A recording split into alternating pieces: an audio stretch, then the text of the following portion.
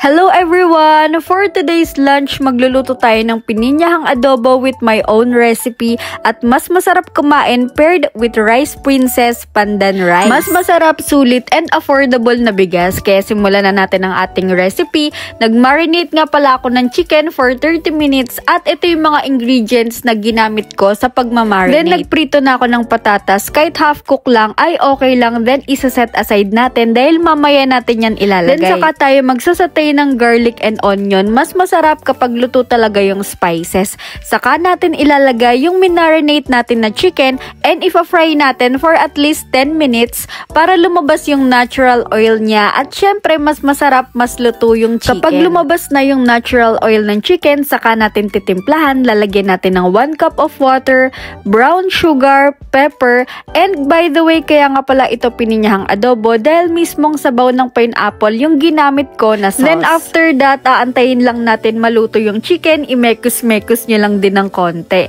Ako personally, naantay ko talaga na maluto yung chicken at least half hour. Then maiga na yung sabaw niya para mas masarap. Then saka natin ilalagay yung finry nating patatas kanina, sunod-sunod na yan.